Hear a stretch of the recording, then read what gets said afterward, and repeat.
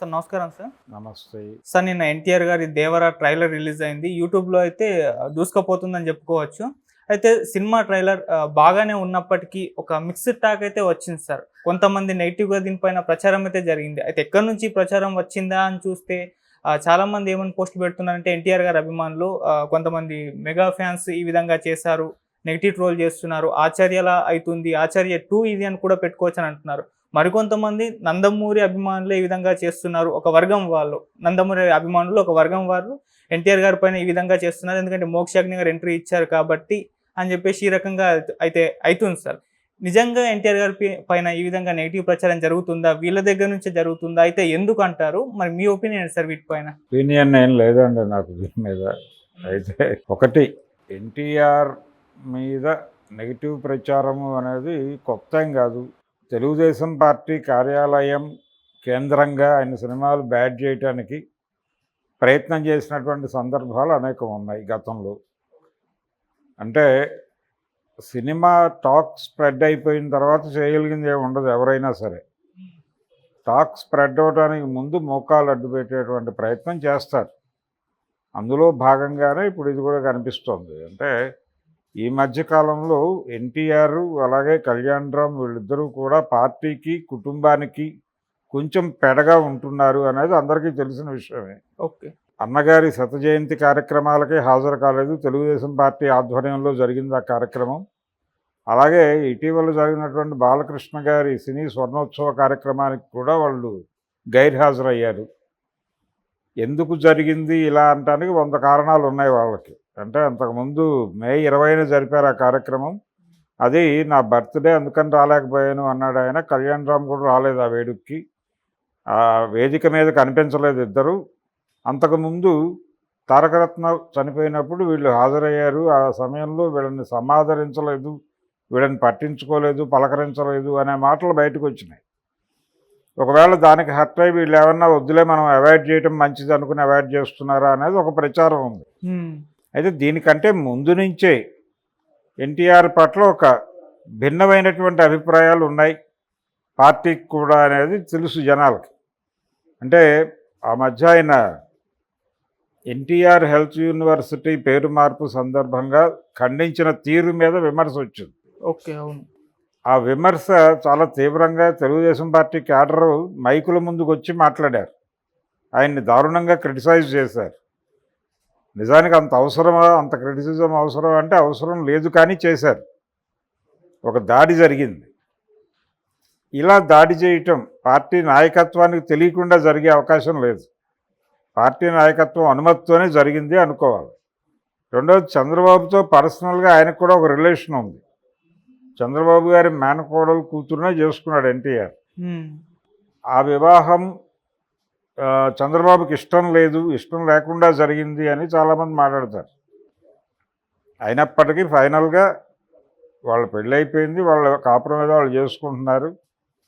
అయినప్పటికీ ఆయన వ్యవహరిస్తున్న తీరు అంటే కొంచెం సబ్మిసివ్గా లేడు అనేది ఒక ఆరోపణ ఉంది ఆయన మీద. వినయ ప్రదర్శన జరగటం లేదు చంద్రబాబు పట్ల. అలాగే రామారావు గారి కుటుంబం పట్ల వినయంగా ఉండాలి కదా, వినయం కనిపించటం లేదు అనేది వినిపిస్తున్నటువంటి విమర్శ, వీళ్ళ వైపు నుంచి ఉన్నటువంటి ఎలిగేషన్.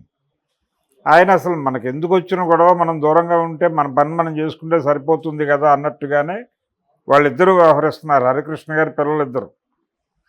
హరికృష్ణ గారు కూడా ఇదే ధోరణిలో వ్యవహరించేవాడు. ఆత్మగౌరవం పోగొట్టుకోవడం ఎందుకు వాళ్ళ దగ్గరికి వెళ్ళి కూర్చుని అని కొంచెం అవాయిడ్ చేసినట్టుగానే ఉండేవాడు ఆయన. వీళ్ళు కూడా ఇప్పుడు అలాగే ఉన్నారు. దీన్ని ఎలా అర్థం చేసుకోవాలి? ఇప్పుడు జరుగుతున్నటువంటి ట్రోలు అది మోక్షజ్ఞ కోసం చేస్తున్నారు అనుకున్నప్పటికీ ఇది దానివల్ల ప్రయోజనం ఏం పొందగలరు వాళ్ళు అనేది ప్రశ్న. ఎన్ని జరిగినప్పటికీ సినిమాలో కంటెంట్ ఉంటే జనం భుజాన్ని వేసుకుంటారు సినిమాని. సినిమాలో విషయం ఉంది అనేది అయితే కనిపిస్తోంది. రెండోది, ఆయన మోక్షజ్ఞ ఎంట్రీని ఇద్దరూ స్వాగతించారు. అలాగే ఈ మధ్యకాలంలో ఆంధ్రప్రదేశ్ వరదలకి ఆయన మొదటి నటుడిగా సహాయం ప్రకటించాడు. దాని మీద థ్యాంక్స్ చెప్పాడు ఆయన. థ్యాంక్స్ బావా అన్నాడు లోకేష్. కాబట్టి కొంచెం సత్సంబంధాలు ఉన్నట్టుగా కనిపిస్తోంది వాతావరణం. అయినప్పటికీ ఈ ట్రోలర్ అనేది ఒక ఇండస్ట్రీ, అదొక మాఫియా. ప్రతి పార్టీకి ఒక ట్రోలింగ్ వ్యవస్థతో తప్పనిసరిగా రిలేషన్స్ ఉన్నాయి. ప్రతి సంస్థకి అలాగే ప్రతి కుటుంబానికి ట్రోలర్స్ ఇండస్ట్రీతో ఏదో మేరకు రిలేషన్స్ ఉన్నాయనుకోవచ్చు, బిగ్ ఫ్యామిలీస్ వరకు. ఎవరినన్నా టార్గెట్ చేస్తే ముందు ఈ ట్రోలర్స్ ద్వారా దాడి చేయించేస్తారు. ఆ తర్వాత ఆటోమేటిక్గా వాళ్ళు రకరకాల ప్రెజర్స్కి గురవుతారు. అలా ట్రోల్ చేయించడం జరుగుతోంది. ఈ ట్రోల్స్ని తట్టుకునే విధంగా మనసుని శరీరాన్ని సిద్ధం చేసుకోవటం ప్రతి ఒక్కరూ అలవర్చుకునే పరిస్థితి ఏర్పడింది ప్రస్తుత ప్రపంచంలో. అందులో భాగంగా ఇప్పుడు ఎన్టీఆర్ని ట్రోల్ చేస్తున్నారు సినిమా రిలీజ్కు సందర్భంగా. దేవర వ్యవహారం ఇదంతా రకరకాల పద్ధతుల్లో ట్రోల్ చేసే ప్రయత్నం చేస్తున్నారు. ఇది ఆచార్యలాగా ఉంది అనే మాట.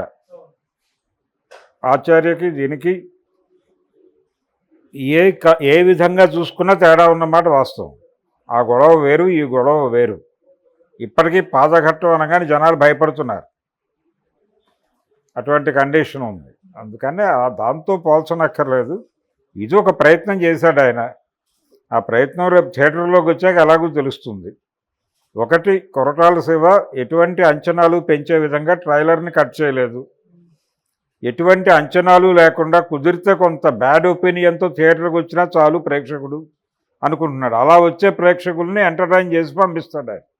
వాళ్ళు బయటకు వచ్చి మాట్లాడే టాక్ కొంచెం స్ప్రెడ్ అయ్యే పద్ధతిలో ఉంటుంది, స్ప్రెడ్ అవ్వడానికి అవకాశం కల్పిస్తూ ఉంటుంది. సో అటువంటి టాక్ కోసం ఎక్స్పెక్ట్ చేస్తున్నాడు తను. అందుకనే ఆ ట్రైలర్ అట్లా కట్ చేశాడు. చాలా జెన్యూన్గా కట్ చేశాడు. అంటే ఎక్కడ సినిమా ఏదో అతి అంచనాలు క్రియేట్ చేసే వైపు కాకుండా ఎటువంటి అంచనాలు లేకుండానే వెళ్ళాలి అనే మూడ్లోనే చేశాడు. ఇప్పటివరకు రిలీజ్ చేసినటువంటి సినిమాకి సంబంధించిన ప్రమోషనల్ కంటెంట్ అంతా అదే లైన్స్లో చేశారు వాళ్ళు. దేనికి వేరే హైప్ రాలా, అలాగే నడిచింది. అబోవ్ యావరేజ్ అయినా చాలు ఈ సినిమా సక్సెస్